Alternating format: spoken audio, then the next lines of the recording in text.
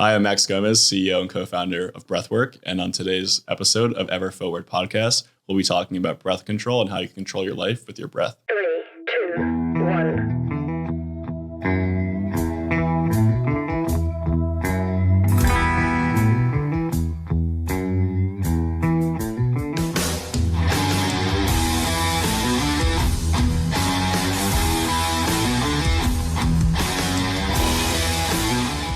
Max, welcome to Ever Forward Radio, man. Thank you for having me. This would be an easy conversation for me to remember because Max is my brother as well. So we're just talking about, I'm throwing the new lineup here on. But you have a really interesting story when it comes to breath work that I bet you weren't expecting. You weren't really kind of expecting to land on this kind of being your thing, right? No, not at all. I think originally when I was going through my career and starting it, I wanted to work at a tech company or do something cool. I didn't really think that I'd find myself into health or wellness at all. It was just kind of my personal story that led me there. A little bit of background about myself. I went to school at USC and studied neuroscience, and I fell in love with the brain and body and just kind of understanding how to hack your mind and how to be more efficient in things. I think a lot of it came from just wanting to understand myself in the beginning and why I couldn't concentrate for too long and get motivated about certain things. And then it was 2 years into college when I actually realized that I was pretty severely dyslexic. So being able to go study neuroscience, and then the goal was to go to med school after that, I couldn't really sustain the ability to read for too long and go to med school. So I had to find a different path. And that's like what really started my journey of being super adaptive in different situations. So in college, I'm like, all right, I'm gonna challenge myself to get this degree in neuroscience. And then from there, I'm gonna go into pick up a minor in entrepreneurship. And that minor like kind of lit up my world to what could be possible and what could be done. Minor became a major, huh? Basically, yeah. Minor became my life. Yeah. And then from there, just started to figure it out. And startups I thought was so cool. You could just teach yourself anything and be your own boss and all these different things and benefits you get from starting a company and that you wouldn't really get from going to med school. And I remember one day someone told me, you could help more people by, starting your own company than you could ever by going to med school. And I thought that was a really interesting thought. That's a pretty powerful statement. Yeah. It was. And that's what really made me really want to focus on doing something better for the world. And then, after college, worked at a startup, failed, worked at another startup, failed. So I got the, quick, 1-2 right after college. And then I was in this phase in my life that was really starting to go downhill. So I lost my job, I lost a relationship, and then I lost a relative of mine who was like a mother figure in my life that I've lived with. Okay. And it was one of those events where it really spiraled me down to a very deep and dark depression. And I felt so out of control of my mind and my body. And, I think I spent almost like a month in bed at one point. I was 15 pounds underweight. Wow. So it was at that point where I'm like, I realized I need to do something different. Yeah. So at that point, I'm like, okay, I'm going to go to therapy. I need to go to therapy. I also tried to teach myself how to read too at the same time because I haven't read a book I graduated college with a degree in neuroscience, but I never read a book cover to cover in my entire life. Really? Wow. Yeah. Wow. So went to therapy, started learning how to read. And therapy was a huge thing for me because this is where the story comes in with breathwork. But within the second day, or second time went to therapy, he tried to do meditation on day 1. Day 2, it didn't work out for me. Meditation was too hard for my brain. It wasn't calming my body or my mind in the way that I needed. The second time went around was through breath work, and he started teaching me quick and easy breathing exercises. So the first one was breathing in for 4 seconds and then breathing out for 6 seconds. So elongating your exhale. And when I first started, I'm like, come on, I'm paying this guy to teach me how to breathe. Are you kidding me? Bro, I'm already doing this. I'm already doing this every day. And what I didn't realize was just how quickly just changing your breath and breath pattern can actually affect your mind and your body. So remember within the first session, in a minute or 2 minutes, I'm like, oh, I feel a lot better. I thought this was all a placebo effect to begin with. First session, you were already having these realizations. First session. Yeah. Wow. Yeah. Within 1 minute. And then I remember, going home, and then every time I got anxious again, I'd go and breathe. I'd go to this coffee shop to work out of. I'd go and, breathe if I got anxious again. Because my anxiety was so bad at a point where I couldn't spend more than a half an hour out of my house. Otherwise I get an anxiety attack. Wow. So breathing is what kind of helped ground me and be able to stay out and build that endurance over time. So because of my background in neuroscience, I want to look up what is the science behind breathing? Why is this working the way it's working? And, is there something here or is it all just in my mind? So when I looked up the science behind it, I saw that there was all this, functions on the body that affects.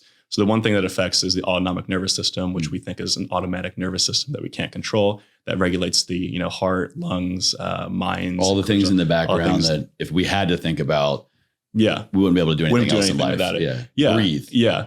And what it does is your breath actually taps into the autonomic nervous system. So if you change the pattern in which you breathe, you could tell your body to do things like, you've heard about Wim Hof being able to like increase their immune response by breathing in certain types of ways. But you could also do things like lower your heart rate and blood pressure very quickly and almost predictably every single time.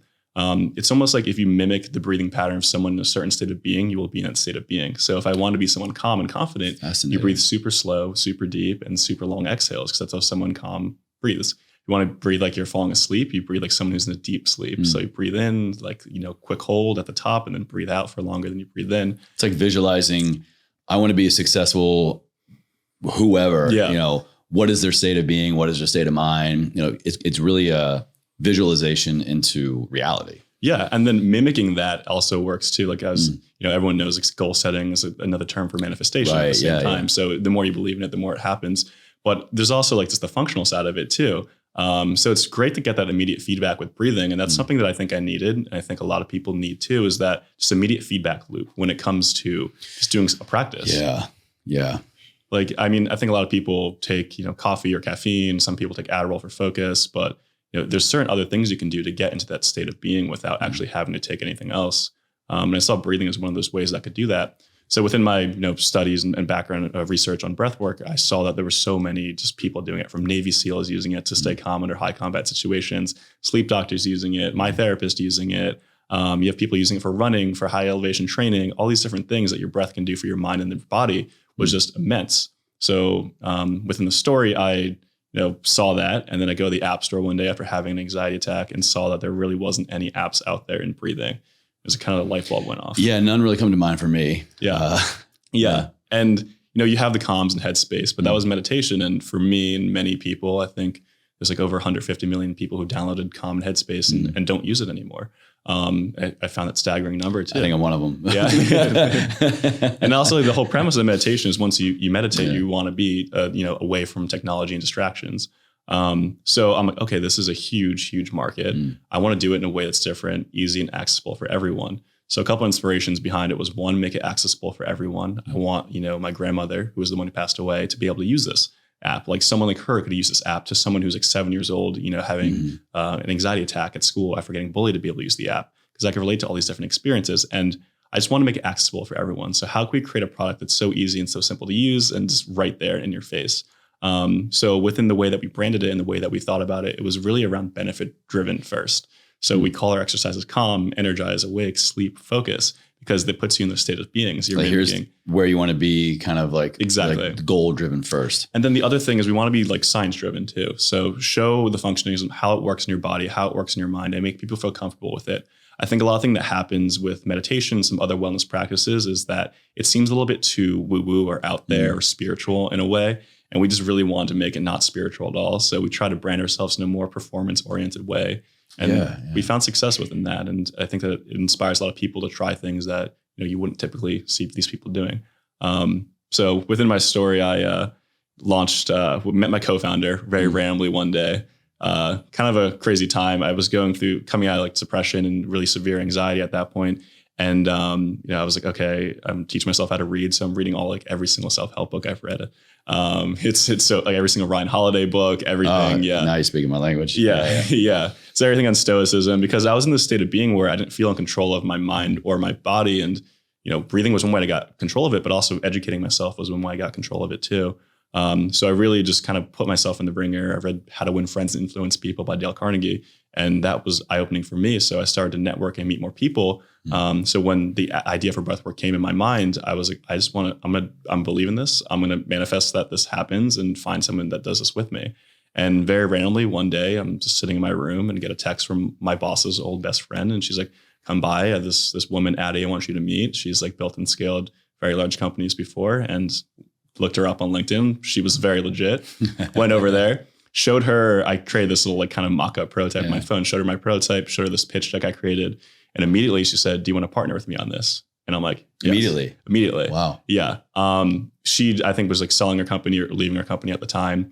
And I just said yes. I had nothing to lose at that time. I didn't have a job. I didn't have any friends. I didn't have any money. What else? What else I have going on at that time? So I'm like, I'm going to jump into this 100%. But where the story gets kind of crazy is that the same exact time that she met me, she was also going through an experience where she was experiencing things in her life that led her to finding breathwork. So after I told her, yes, I want to partner with you on this, she pulls out her phone, and like one of the top notes in her phone said, create a breathwork app. So yeah.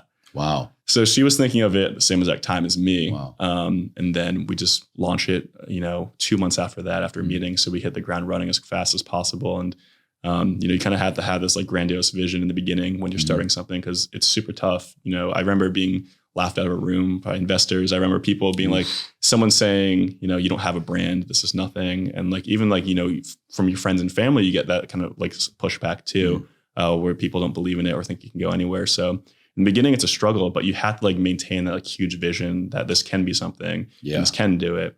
But I think what helped motivate that forward was just seeing the people use the product and get excited about the product. And every single day, people were writing into us saying it's helping them, changing their lives, helping with anxiety. We had this father write into us saying that's helping put his like 7-year-old autistic daughter to sleep at night. And that was just kind of mind blowing for me. So, within the entrepreneurship journey, it's always that kind of period of time where like, is this going to work? But from day one, from getting that feedback, we felt like we already made it. And that kind of is what helped fuel us to get to where we're at today. Hell of a backstory, man. I would love to kind of go down some of that business mindset aspect. It sounds like you hit some success, but also a lot of friction. But before we do, I would love to kind of have your explanation, your experience of which kind of came first, chicken or the egg. When you focus on breath work, did it then yield all these other benefits for you? Did it allow you the time and the space to slow down? Shout out Ryan Holiday. Were you able to insert stillness so that you could then kind of grab hold of things and feel like you could then act more appropriately on your life? Or was it you kind of began to act more appropriately in your life? You focus more on goals, and that just kind of like the breath work stuff, the physiological aspects came secondary. Which one kind of came first for you? For me, it was more the physiology of breath work because I'm just a resting, anxious person to begin with. So having to get some control over my body was important for me to sit down and to read books, to get this education, to get this knowledge, to meet these people and find these mentors. And then that instilled just kind of like the passion and drive into, okay, this works for me. This is probably going to work for other people. In your breathwork experience, did you find that it was one modality that always kind of was a home run for you? Have you created is there a Max method? Is it Wim Hof method? I mean, how did you start? Which practices did you use? And have you been able to kind of pay attention to your body to create your own in a way? Yeah, it was a journey along the way. I think the first one I mentioned was just the one on my therapist's couch. So just breathing longer than your inhale. That puts you in a parasympathetic state, lowers your heart rate, lowers your blood pressure, makes you feel calm. So I started doing that a lot, and then looked up Wim Hof. I'm like, this is awesome. My body's tingling. I feel great. I could jump in a cold shower. It's like it actually increases your inner body temperature, which is super impressive. You can do that with just breathing alone. So I started implementing Wim Hof methods, different focused alternative nostril breathing to feel more focused and to feel more calm, box breathing and stuff like that. So I started to put my just kind of like breathwork regimen together. And every time that I had like a new breathwork regimen, I'd put it in the app because I'm like, probably other people could use it too. What is your regimen now? Do you have like a morning breathwork routine? Holy shit, I got to prepare for this crazy meeting, a nighttime one. Like, how do you kind of differentiate, or do you? Yeah. I mean, in the morning is usually something more energetic. So really quick, fast breathing with breath holds helps you feel, it's very much like inspired by Tumo and Wim Hof. So to get myself out of bed in the morning, that's always nice. I do a lot of just kind of equal parts breathing. So 6-6 breathing, which is your always on breath, which is recommended for like the most optimal level of like oxygen efficiency. And then before meetings or before big things, I'll do some calming breaths or energizing, depending on how I'm feeling. If I'm feeling anxious, obviously do more, calming breaths, which is the longer exhale breaths. In the afternoon before going to the gym or before going on a walk or something, I do something more energizing again. And then at night, if I'm not really exhausted from running a company the entire day, I'll do some breathing, but I usually fall asleep pretty easily at night. So it sounds like you've got some really key ways that you've become aware of through practice of this is what I'm feeling, this is what I want to feel, and then you kind of act accordingly. When you're doing your breath work, because it sounds like you're very intentional going in, and I'm sure intention going in yields the result that you want. Yeah. Have you ever gone into a breathwork experience and not to say that you don't get what you want, but rather just something wild kind of pops up. And the reason I ask is because my very first breathwork experience was through a guided breathwork class almost 2 years ago. And I was feeling all the things. I was getting hypoxic, the tingles, the lobster claws kind of going in. Yep. And then I actually had, which I'll get into later, maybe an out-of-body experience. Yeah, very common. Can you relate? Yeah. There's so many forms of breath work. The one that you're talking about, it's called holotropic breath work. So it's basically, it's like asphyxiating yourself. Basically, so you're decreasing the amount of oxygen in your brain. People say that you're oxygenating your body. You're doing the opposite. You're offloading so much oxygen, and you're imbalancing your carbon dioxide to CO2 balance. And you're also decreasing areas of your brain that are called the default mode network, which is just responsible for your ego and sense of self. So when you do that, I have not heard that part. Yeah. So when you do that, you're actually putting yourself in a more psychedelic state. So that's where you had the out of body experience. And some people, that's their first parlay into breath work, which is it's like almost like trying to run a marathon your first time, going out to take a run. So it's super intense and can have alternative experiences for people. But usually recommend people start somewhere a little easier than where you started. Yeah, I guess I didn't get the memo that this was just going to be a marathon for part one. Yeah. It was at this amazing wellness retreat, not that far from here. And yeah, it was just, okay, cool. Here's what you might experience. Also, don't be freaked out if you have these experiences. Like, yeah, whatever, it's fine. But then all of a sudden, I was transported back in time into the body of my father, like literally moments as he was passing away years ago. I've never quite heard it explained that way of a psychedelic experience, but now through the use of psychedelics, I can definitely make that correlation and really be like, oh yeah. Like, there's more than one way to have a psychedelic experience, I guess, through breathing or through other items. Yeah. I went to a TED Talk one time about like the use of like ketamine for like depression, anxiety, and they were talking about how I recently went through that. Yeah, and they're talking about how certain people, how certain breathing can actually induce the same exact state as ketamine by working the same chandelier cells in your brain. Not to back this up because it's been a while, and my memory could be a little fuzzy on that. Can we get a fact check? Yeah, but it has shown that ketamine, nitric oxide, which is in like laughing gas and balloons, and like hardcore breath work can also put you in the same exact state of being. Wow. So it does work in a default mode network by lowering the activity there. So that's like the most surprising part about it, where it's, if you had a psychedelic trip and have that trip at the same time, you see a lot of parallels between the experiences. What are you seeing from people through the work that you're providing, the modalities you're providing? What are you kind of seeing the most rise to the top? Yeah. Are people having more of these kind of psychedelic experiences? Are they getting, more emotional experiences, physiological? What is, I guess, the common thread here in modern breath work? Yeah. Well, I think right now in like what's happening in the industry is a lot of people are learning what you learn is the holotropic breath work. And we actually don't teach that just yet because we want to make sure that there's a safety mechanism there. A lot of it is like having a guide there, like knowing being educated before going to an experience like that is important. Okay. So a lot of stuff that we teach is between like 1 and 8 minutes long. So it's very performative in nature. So you do it to get an outcome. When we originally launched, we thought it'd be all around like calming down and going to sleep at night. But what we saw was a lot of people are using it to wake up in the morning, which is just awesome to see that people are using their breath to get out of bed in the morning. Instead of reaching for immediately that cup of coffee or energy drink or something. Exactly. And from a business perspective too, it's like there's companies that own sleep time, but we can own the morning time and get people out of bed and breathing. Where do you want people to go with this? Because you're ahead of the curve, I would say, for a lot of people. And modality that's not new. Breathwork techniques coupled with meditation techniques has been around since the dawn of time. Yeah. Where are you wanting people to take breathwork? Yeah, I just want people to be more conscious of just the physical performance, like actually controlling your breathing and where that can take you, and knowing that you can have control over your mind and body with your breath. So things that we originally thought we couldn't control, like our heart rate, like our blood pressure, like the feeling of being focused, the feeling of being more calm, the feeling of falling asleep, we do have more control than we think we do. And I think we live in a time and era where people don't feel like they're in control of their mind and body. So our biggest thing is to inspire people to check it out, to use these modalities to help empower their lives with breathing. And then do other things like using breathing to help with athletics, with sprinting, with running, with heavy lifting. People don't know how to breathe properly when lifting. You pop a blood vessel. If Been you're not close there properly. a few times. Yeah. So making people aware that just the power of your lungs have on your mind and your body, and just like the power you have over yourself too, because I think a lot of my stories, I felt extremely powerless over my mind and body, and breathing was one huge way where I got that control back, and it gave me my my confidence and my ability to do what I'm doing now back. Have you been able to measure any of this besides, the work that we do in our health and our wellness, our training, or anything we do to kind of optimize our lives? Like we know, we know this is making me feel better, about the same. I'm losing weight, gaining weight. I'm happier. I'm sadder.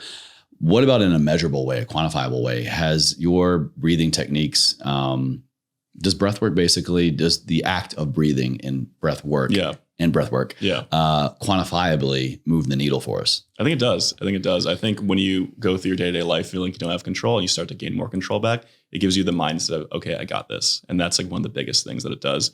I think quantifiable for, if you're looking at like biometrics, you could you could see changes in heart rate, lowering the heart rate, blood pressure is measurable. Have you? I have, And sometimes you wear a pulse oximeter to see your pulse and your oxygen rate, like and how that can change and fluctuate based upon how you're breathing. And that stuff is extremely measurable too. And that's one exciting thing about breathing and breath work is that you can measure this stuff and get the effects pretty quickly and pretty easily just by a quick, learning session.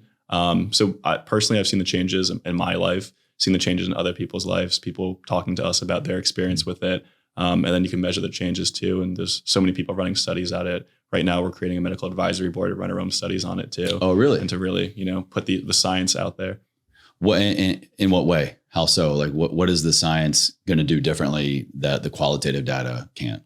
Well, I think the science, it really doesn't do anything differently in the sense like having science doesn't change anything for breathwork, because we're pretty confident breathwork works based upon the previous existing studies out there, the practice we use, and the people who have benefited from it. So the science helps validate it and makes it more mainstream. I think that's the biggest component that it does is when people see the science behind it coming from a reputable source, they then start to trust it. And I think that's trust thing is what a lot of people might have hesitation with when seeing a new modality that's out there. New, but like old. And, right. People have been breathing forever. Quite literally. Yeah. So, but mainstream being a key word right there. What the work you're doing is bringing this stuff mainstream in a really cool way. Do you think that we've just only been needing, or we've had to wait until now to have this kind of, quite literally, to have this platform to reach people in a way to finally help them get it? Yeah, I think so. And I thought about this a lot before. It's like, what if the phone didn't exist? How could we spread this? I think one thing, when you have an automatic function like breathing, we don't think about it and we take it for granted. So you need something to constantly remind you, hey, this is how you should breathe right now. Or, hey, if you're feeling anxious, breathe like this. So the phone does give you the ability to guide you through it, but also remind you when to breathe too. As far as it goes, I think we're in a time right now where more people don't feel connected to their body than ever before. We live in the metaverse right now. Our eyes are glued to our phone, and we think in terms of just, social online interactions instead of actually face-to-face interactions. So we're less physical or present within like how we interact with people too. So we're so out of touch with our body now. I think technology helped make people like less aware of their body, but also allowed people to, do something like do the app and get a notification and do stuff to get them back into their body at the same time. All right. So I'm going to play devil's advocate a little bit there. Yeah. So technology, smartphones, computers, like distract us in positive or not so positive ways. We're on them way more than we ever used to be, basically, is what I'm trying to say. And the work you're trying to get out there is to kind of help people get away from those devices and these things that are not allowing us to be as optimal as maybe as we want. So how do you, I guess the question here is, how do you straddle that fence? What is the fine line of serving people in a place that they already are to kind of get them off? Yeah.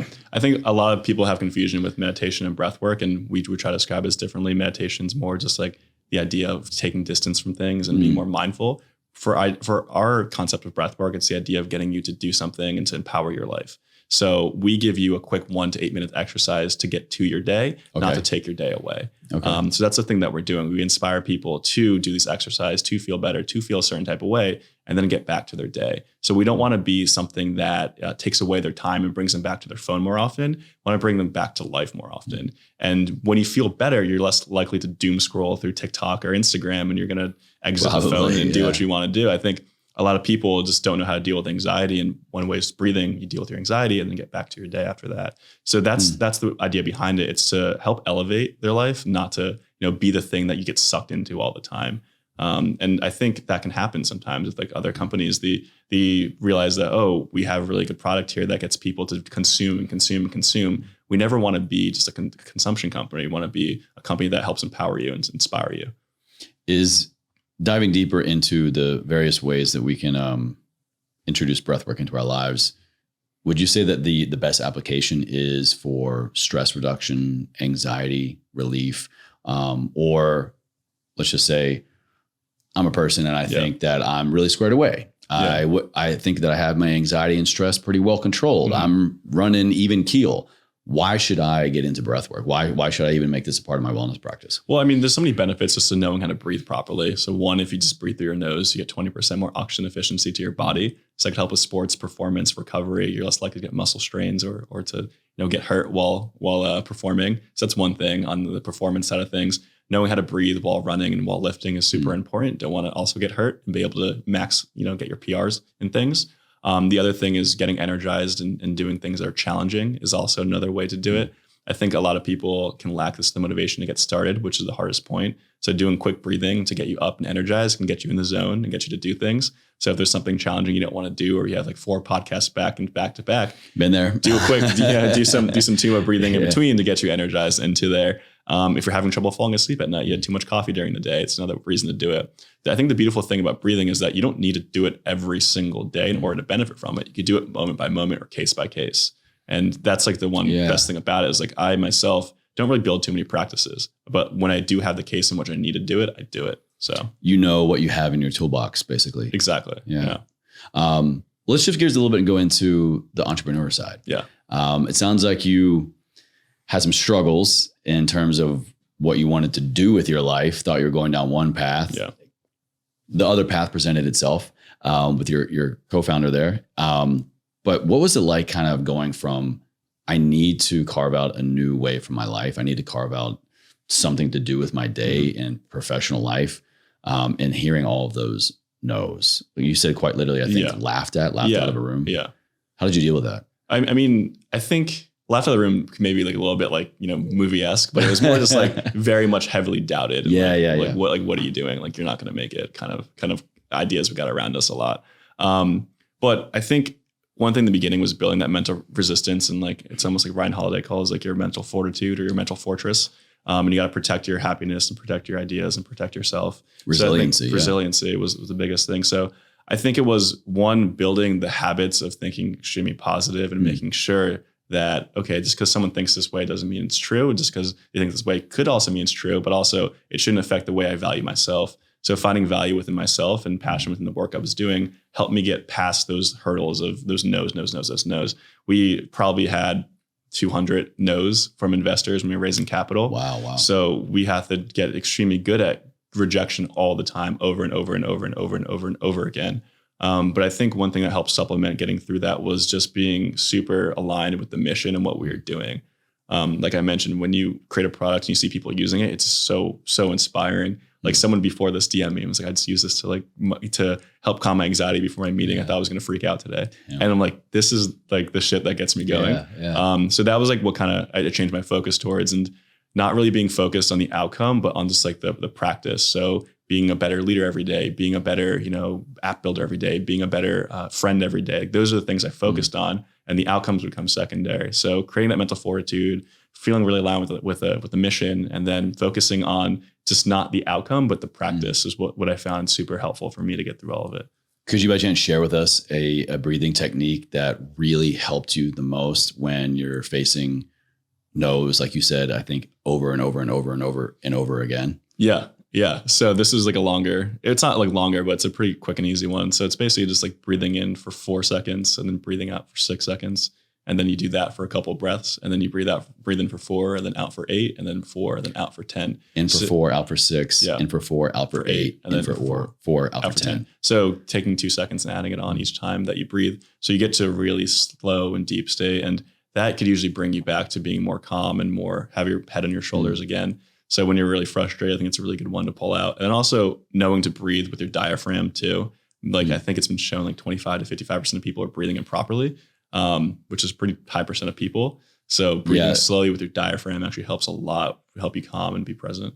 breath work, what is going on physiologically when we breathe blew my mind. I'm sure you've read James Nestor's. Of course, yeah. I'm grateful for James Nestor. Oh my gosh. When I read that book, it was just one of those things where, I mean, I'm always reading. I love all that health, wellness, entrepreneurship. I'm always reading so many different books.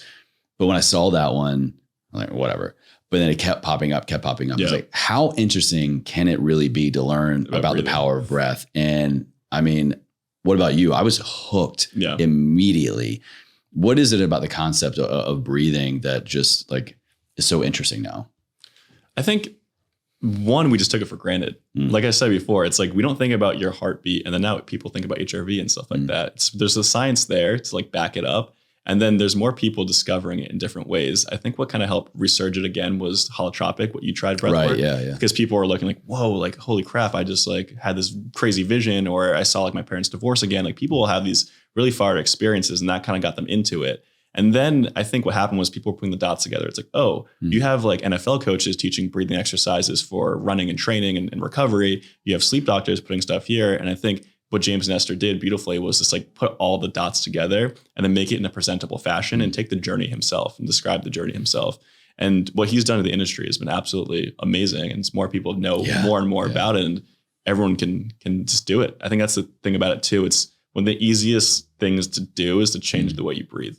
So easy, like easier than even standing up. Literally, you can be anywhere doing anything and just focus on what do I need? What change state do I want, basically? Yeah.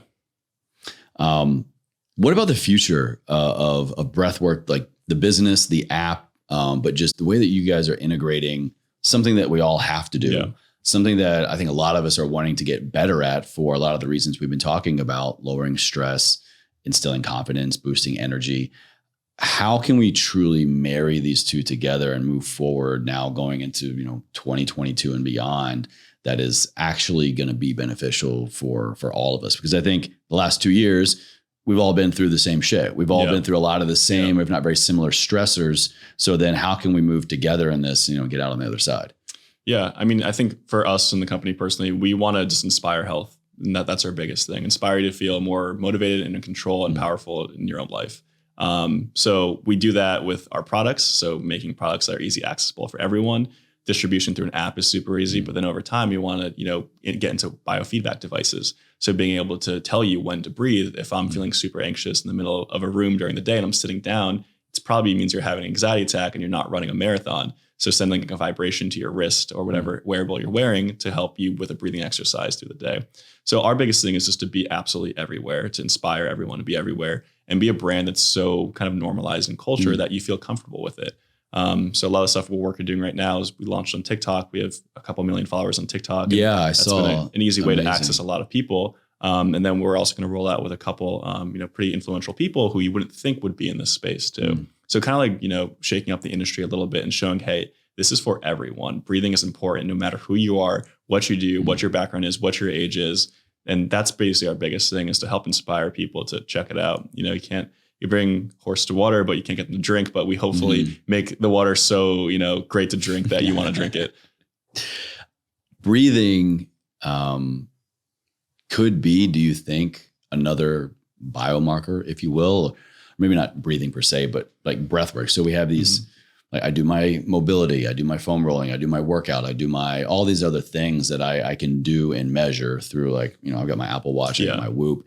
Is breathwork the modalities of breath work? Is this something you see becoming possibly another biomarker that is on our radar? Oh, I believe so. I think like the rate in which you breathe is also super important too. So there's a couple of like ways to think about it. One is like the practice of breathing properly all the time. So always breathing through your nose, always breathing with your diaphragm, always breathing at a rate of 5.5 seconds, inhale, 5.5 seconds, exhale.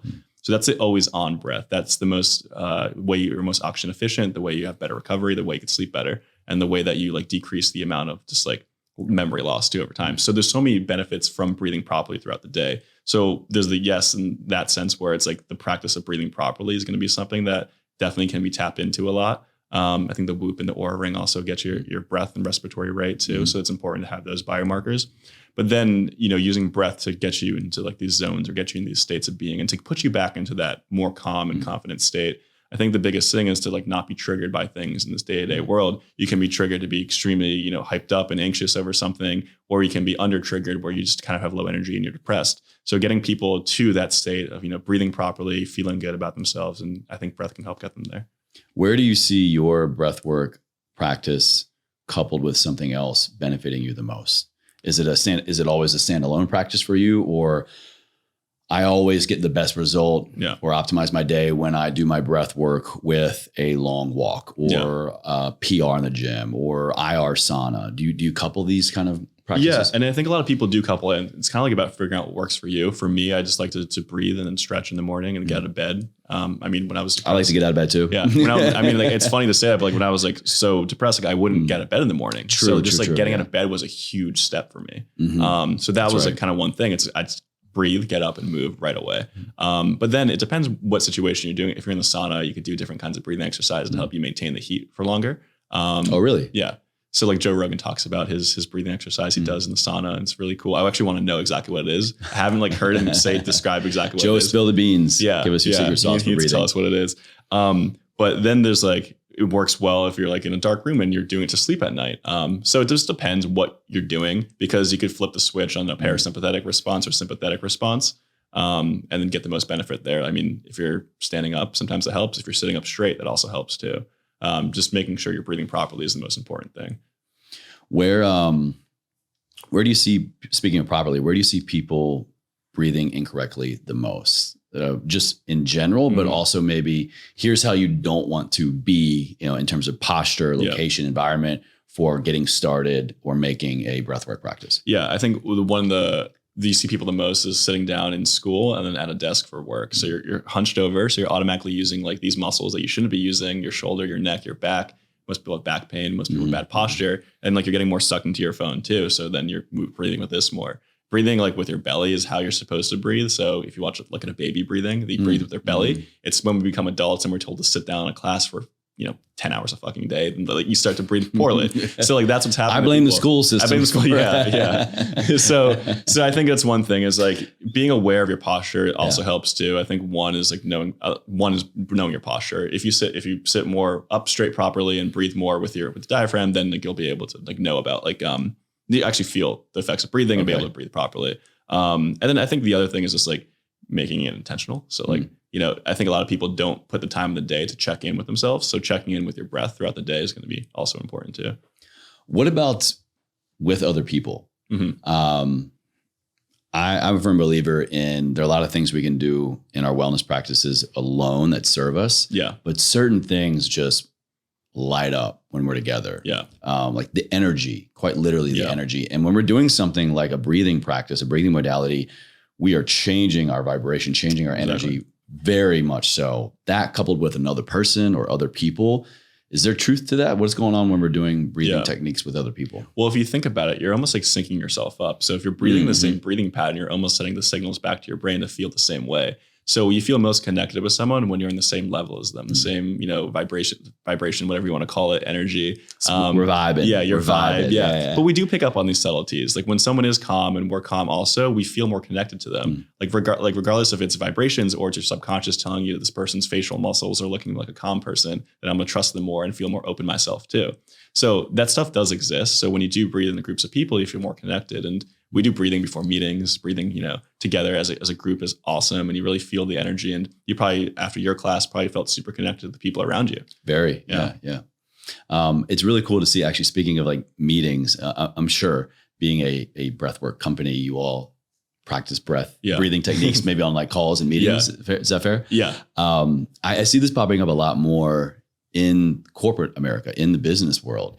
And for example, my wife's company, she's a family nurse practitioner. And sometimes I'm in the room with her on like a call. Anyways, like the team meetings, instead of starting off with like, okay, Johnson, update me on the sales quota or whatever. I mean, nobody's named Johnson in her company, but but it's just, we're going to start with a breathing technique, And I guess my question is like, should more companies, should more organizations, should more people be doing that before starting something as typically stress inducing or high performance as like a business meeting? I'd say absolutely, because you have like Nancy in the corner who's had too much coffee. You have Steve over here who's like falling asleep because he stayed up last night. You have someone over here who's hungover. So if we're all breathing in the same rate, we're putting ourselves in the same state. So like that's the way you get all connected to each other. And I think that's why it should be super important for meetings, before going to things, even like with your partner at night or before dinner with your family. There's like certain ways to put yourself in the same state of being, which I find super important. Do you think there's a modality to breath work that we have not yet discovered? Because we have various methods like Wim Hof method, holotropic, and then we create our own. Is there a modality that is something being discovered or studied or practiced right now that is going to be the one? Yeah. I probably would have found it by now. I think the best thing about it is that one is just simple. I think the biggest things is the proper mechanics of breathing, and then knowing when to breathe when you want to be in a certain state of being. But I think, there'll be more studies into holotropic breath work and understanding like the psychedelic effects that it has in your body and how that could be transformational for, certain emotional traumas and stuff like that. I think there's a lot of research that has to go into Wim Hof and how it works with creating an immune response too. Especially now, everyone's thinking about their immune response and being healthy and stuff. So can you expand a little bit more on that? Can you talk to us a little bit more about the connection between breath work and immune response? Yeah, I mean, I think I don't really know can't go into full details on it, but basically like what he's doing is he's being able to stimulate the release of immune response within the body naturally, putting himself in a hypooxygenated state. Can't really go any further than that without like having to validate that. But it has been shown that he's able to actually increase his immune response. And I think there was a study that was giving him I forget, it was like the E. coli bacteria. To see. Yeah. So you've heard about it. So like they gave him the E. coli bacteria and he did the Wim Hof method and like, he was not affected by it because the immune response was so strong by doing that. And then he didn't do it. And then I think he was affected by it. Damn. So it's like showing that it's that powerful or something that's, it could almost took Chipotle down as a company. That's profound. That's crazy. Yeah. It reminds me of in World War Z when Brad Pitt like injects himself with all those other viruses and stuff, and the zombies like, no, you're infected. I don't want you, kind of thing. Yeah. And so like just something that innate, like we can choose to activate possibly to. I mean, I'm not saying you're not going to become a zombie, but to really just be another form of protection in your immune system. I mean, I think a lot of people are discovering right now that most of the things that really benefit humans are just so natural. Like forest bathing is called a thing now. It's walking in the forest. We used to do that every single day. It's called taking a walk. It's called taking a walk, even simpler than that. It's big in Japan. They call it that. Yeah. Meditation is taking a break, from your mind, and breathing. We do it all the time. Like all these modalities, getting sunlight, like talking to people, being in the same room as someone. All these modalities like have been shown to help with like depression, anxiety, and like we just don't do them. So I think a lot of people now are looking into, okay, what's natural that I can do and what's exciting there, and a lot of people finding remedy in that. Yeah, I love you kind of bringing it full circle there. I was asking, is there a new technique that's going to be the best of the best? Nope. But when it comes down to it, I found the most in doing the least, really. Exactly. When I really want to achieve the most, it's just kind of going back to these natural fundamental things that our bodies innately want to do. And not only do, but when we make space for them, they do really fucking well. Yeah. And it's not just surviving, but thriving. Yeah, exactly. I think all traditional wisdom already exists out there. There's really nothing new profound to discover. So back to basics is what it is. Yeah, man. Yeah. Amen. Well, it's like, again, what you're doing at Breathwork is just incredible. And I love seeing people and organizations who are bringing to the masses in a new way or a unique way an old school modality, because these are the things that we know to work really, really well. But it's just a matter of, like you said earlier, we can't lead a horse to water. Or you can, but you can't make him drink, you know? And I heard this kind of tweak to that phrase years ago that stuck with me when I was in my health coaching practice. And I think another coach said this. They said that it's not the phrase is, you can bring a horse to water, you can't make him drink. Yeah. But my job as a coach, and I think your job as an innovator and a leader, is to help people realize how thirsty they are. And that is when you plant the biggest seed. That's that inception moment of, not only do I see these things that I can use and access on my phone or go out into the world, but I have this innate curiosity and calling that I'm thirsty as hell for. That's powerful. I like that a lot. I mean, that brought me back to just like being in that state of hyper anxiety and not feeling in control. Someone just told me, if you do this, you can be in control. And that just changed everything. So Well, to kind of bring it full circle here, man, Everforward Radio is all about this. It's having conversations with people in their areas of expertise, areas of genius, and helping remind us that we can control so much in our life, control the controllables. And hopefully I know the listener has learned something new and unique today they can apply in their life to move them forward, to live a life ever forward. What does that mean to you? When you hear those two words, how do you live a life ever forward? Well, I think it's just like being a constant learner is the biggest thing to live ever forward. Once you take the decision that I'm never going to like master anything, I'm always going to learn everything, then life gets a lot better. And I like the concept behind it. There's always so much to learn out there. And the more you learn, the better person you become over time. Amen, brother. Amen. Well, Max, it's been a pleasure having you on the show, man. Thank you so much. Thank you for having me. Yeah.